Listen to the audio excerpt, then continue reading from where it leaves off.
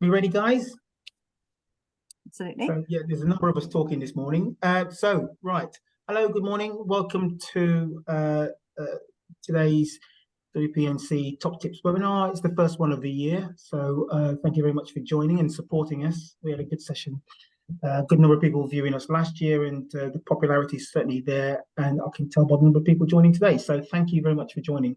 So today we're going to be talking, as you see on the screen, we're going to be talking about quick fixes for declining results.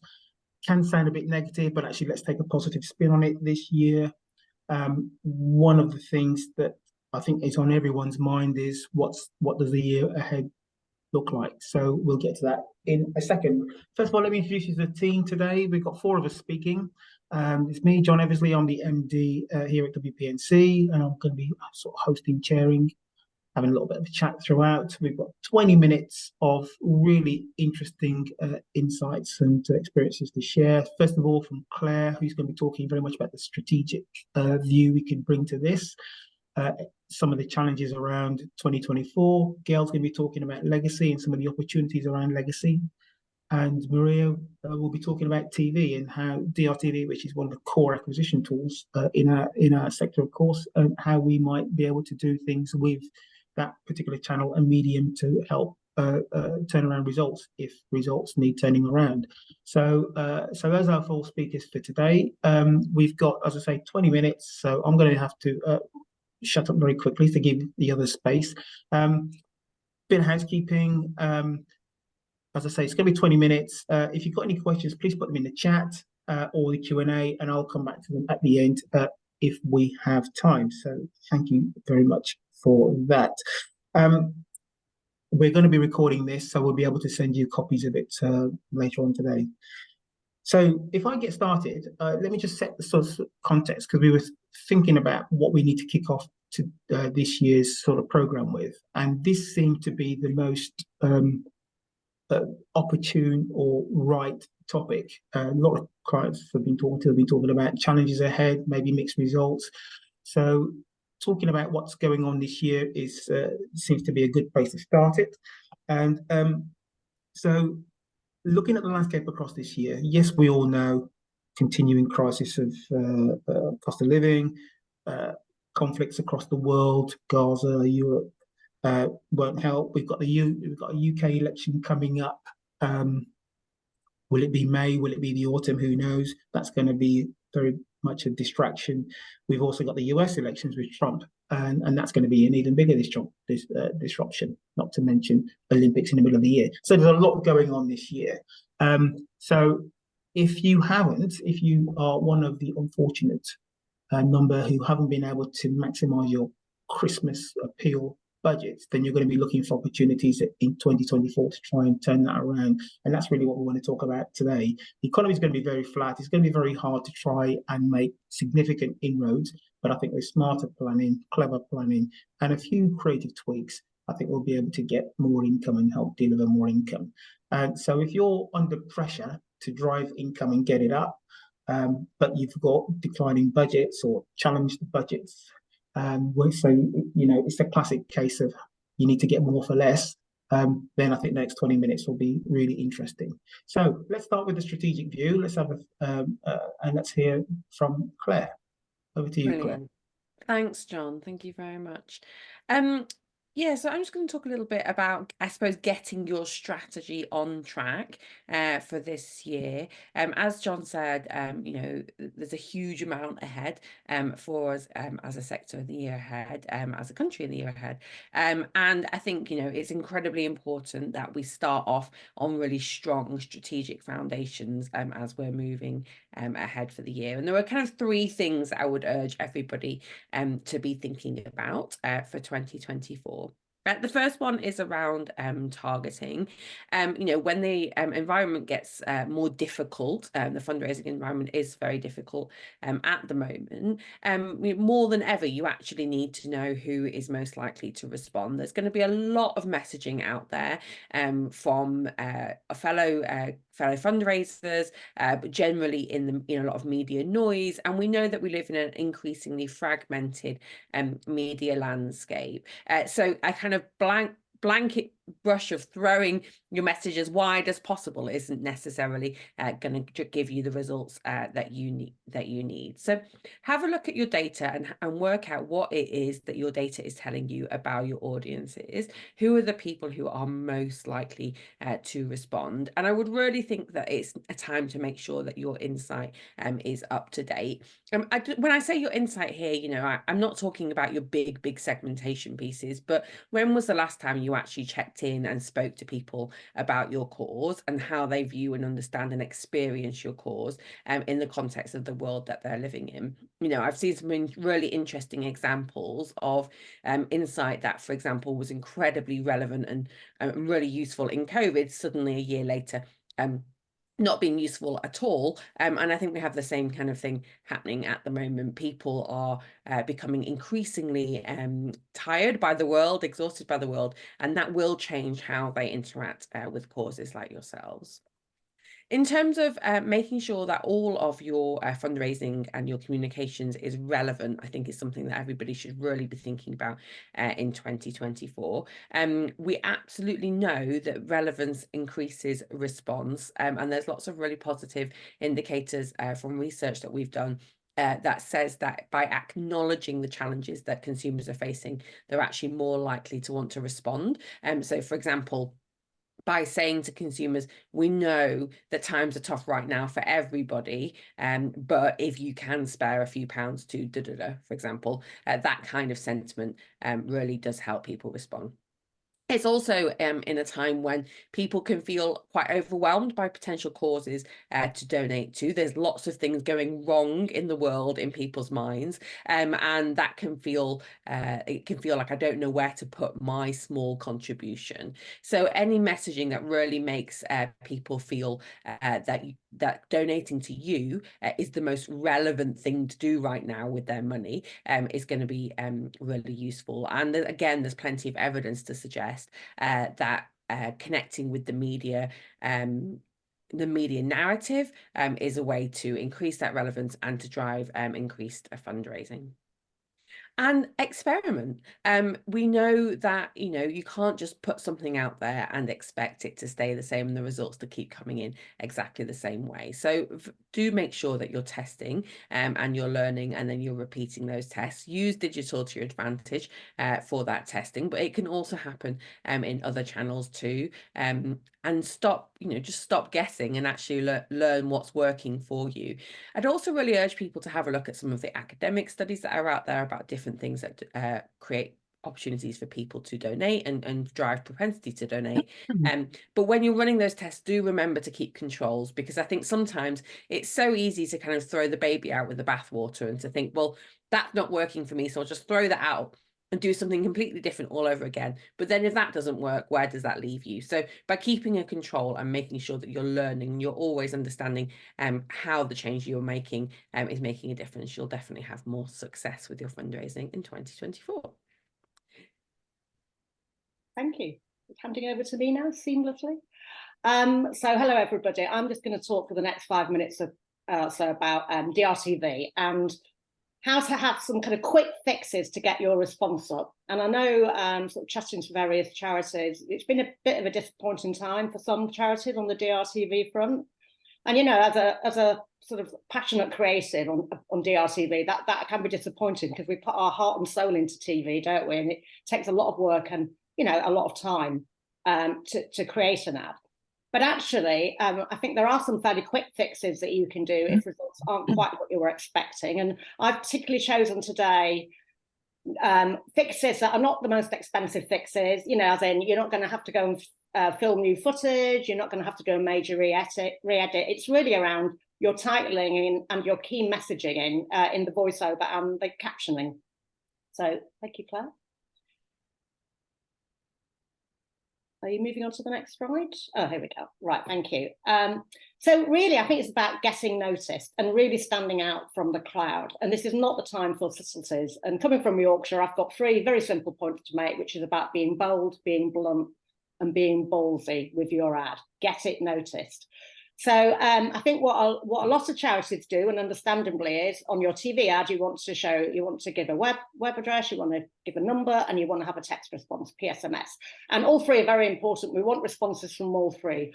But often what happens then is you've got quite a crowded, cluttered captioning title spaces. So what we would say to you is go back and look at your results.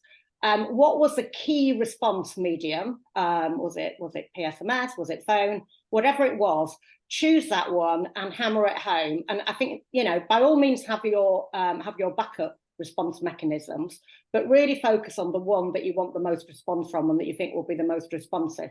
Because the audience, we need to be single-minded, and the audience need that simplicity. And use bold captioning to really make that point. One of my big bugbears is when I see fantastic ads and I think, well, how am I supposed to respond? I've got 3 seconds somewhere in the middle of the ad. Make it very clear how you want people to respond and include it possibly more in the voiceover. And I've just lost my screen there, so just give me a minute. Right, here we go. And then another thing that I think you can think about doing is adding title screens to your opening and your end frames. And some of you may do this already, but really look at them. And the reason why I would say the opening and the end frames are because really they are the key points of the DRTV experience. It's bringing that attention in the first place. It's your headline, isn't it? It's how to attract your audience. And as Claire said, it may be through that you can target your audience specifically. If you're looking for animal lovers, make that point clear in the title screen. And the end frames, of course, are all about getting that final kind of thrust to responding. So my experience over many years is they're probably the most important parts of the ad, the beginning and the very end. Second point is about being blunt, and it's really about standing out from what is a very crowded market space. And I think by being blunt, we can also use our kind of the beginning and ends to actually really target a message and perhaps say something a little bit different to what is in the main body of the ad. So what you could do is an urgent message or a topical message. So again, going back to what Claire was saying, times are hard for all of us right now, but please watch the following appeal. It's really important.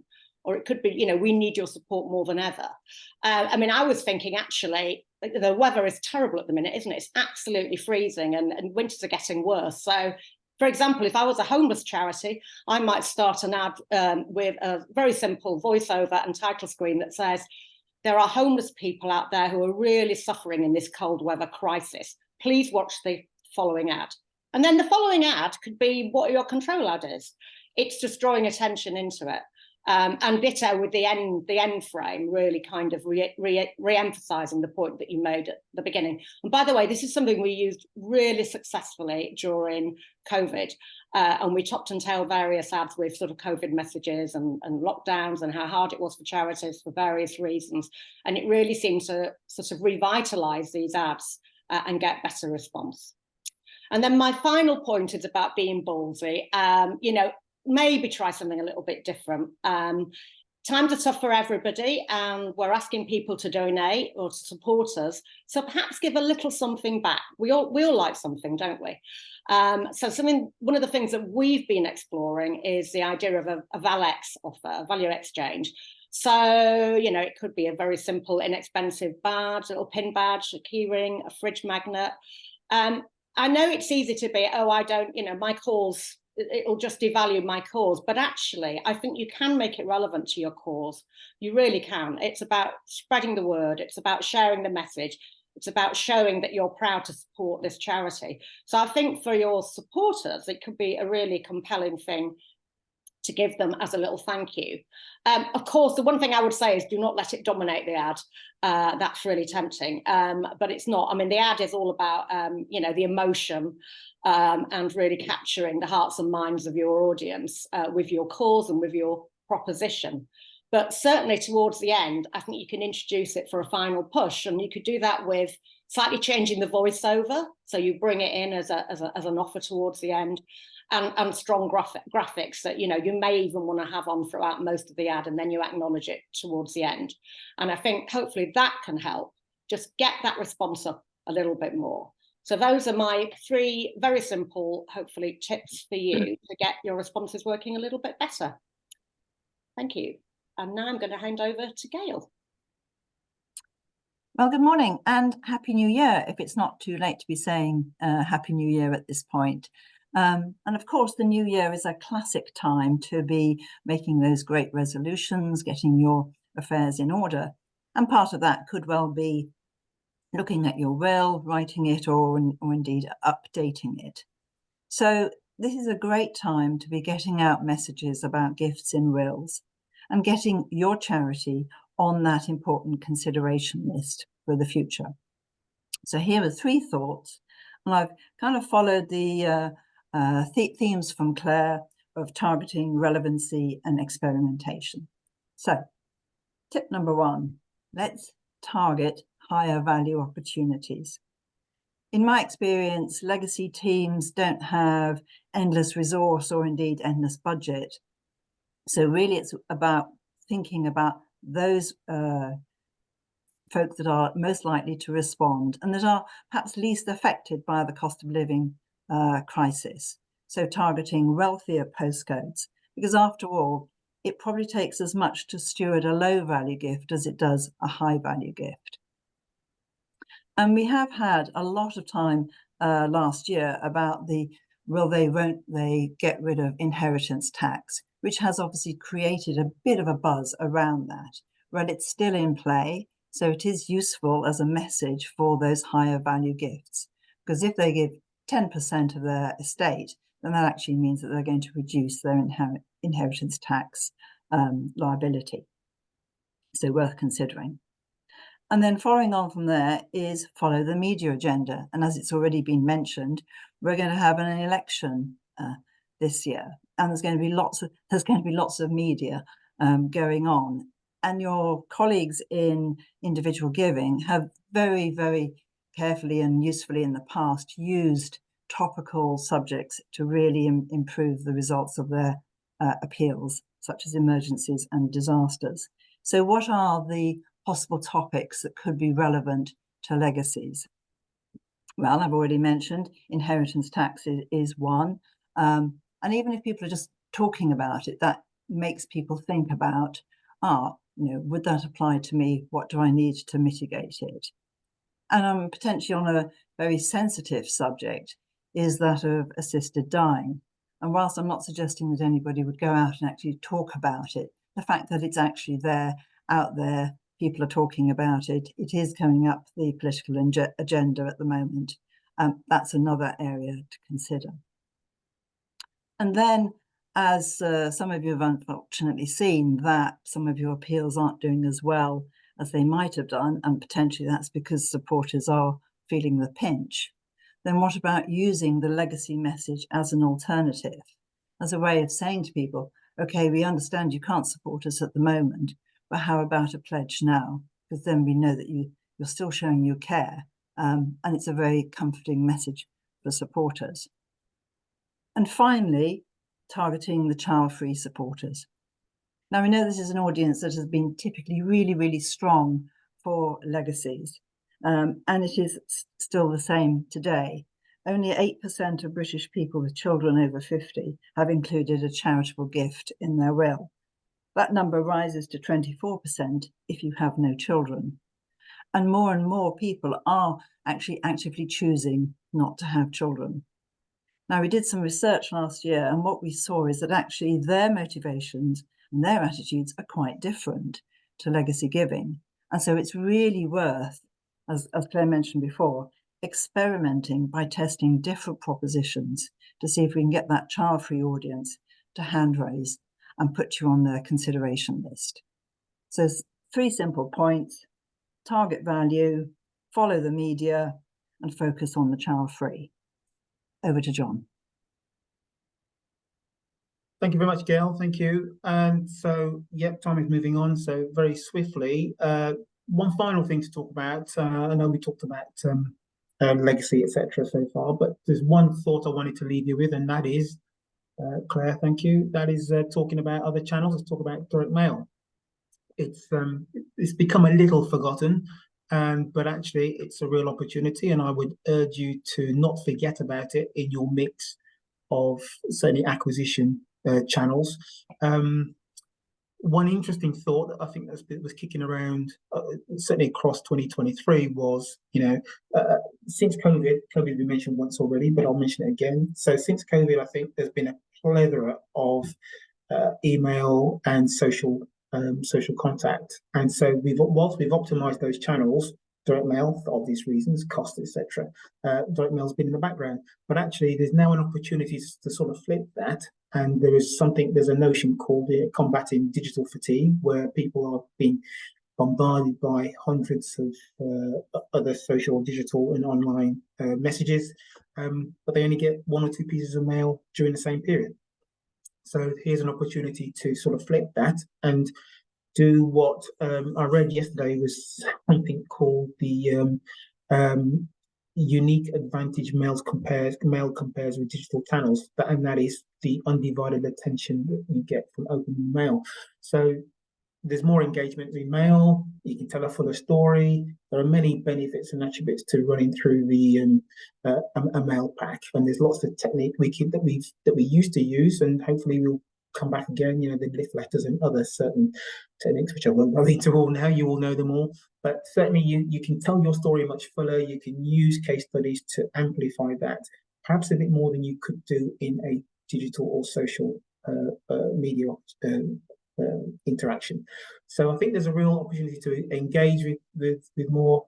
Of course, we're going to be talking to people with slightly higher value, but that will certainly help you with your ROI and longer term funds from the people that you acquire through mail. So it may not work for everyone, but it's certainly worth looking at during the course of this year. And if you've been a little bit concerned about data and legislation, then you'll be familiar with the DPDI legislation, which is going through the readings of Parliament right now, in fact. So we should be hearing something in the next few weeks, I should think, on that. But it's promising, particularly fundraisers, to have a little bit more freedom, a little bit more flexibility, certainly when it comes down to things like legitimate interest. So that's one that's certainly worth keeping on the back burner for this year. So those are all the key thoughts coming through this morning. You'll have heard, there's not a takeaway here, but I think if you were to sort of sum it all up, you'd hear that, Claire from the strategic point was talking about targeting and relevance. They are absolutely key. Maria carried on with some of that, talking about the relevance and how you might bring more appropriate environmental messages and economic messages into your ads. Just topping and tailing, for example, is one way to try and increase the efficiency of that. And Gail's talked about leveraging media agenda in legacy. So targeting relevance is streaming through all of that.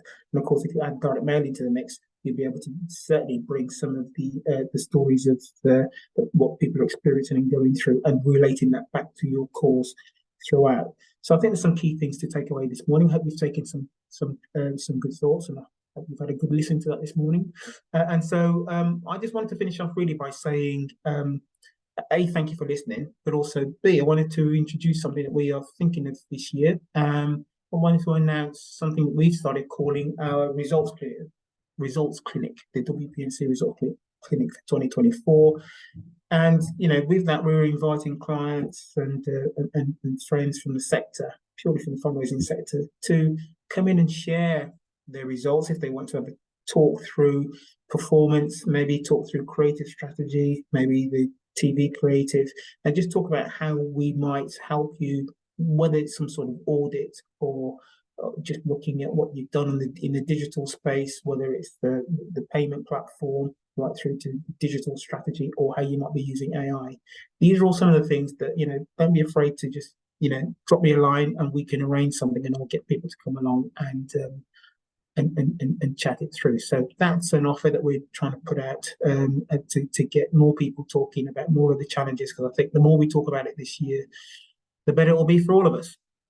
So john.eversley@wpnc.agency if you want to get in touch on that. So that's final. That was a final comment on this morning, but final for next week. We've got Vicky coming, and Vicky's going to be sharing some thoughts on certainly A/B testing and how we might use online and achieve some quick wins from some of the techniques that she has been experiencing. So that's next next Wednesday, the 24th at 9:30. If you haven't registered, it's not too late to do so. Okay, so we've got 56. We've just got about 4 or 5 minutes left. So any questions coming through? So I can see one question coming through, which is from Ellie. Digital versus direct mail saturation figure at the top of the slide. Do you know over what period that is? I don't remember exactly, but Ellie, I can dig it out and come back to you, because I think some of those stats are coming from Market Reach and from Jigmail, and so they are pretty good sources of data around the direct mail sector. So I'll have a look at that and I'll tell you exactly what that is. So I remember the exact numbers, but I don't remember exactly what the period was that it was achieved. So we'll look at that. So you're very welcome, Gillian. Thank you for that. Plenty to chew on, I think, there. Yes, thank you. Rachel, thanks very much. Anyone got any more questions or anything from the panel before we get cut off in 2 or 3 minutes? Anything that anyone wants to raise in addition to everything else? Now I can see people are having to exit and fly. So with that, I think we will aid your exit. And I think we'll be sending the presentation along to people later on today. So thank you very much for attending, and hope you have a great day today. See you next week. Thanks. Bye-bye. Bye. Bye.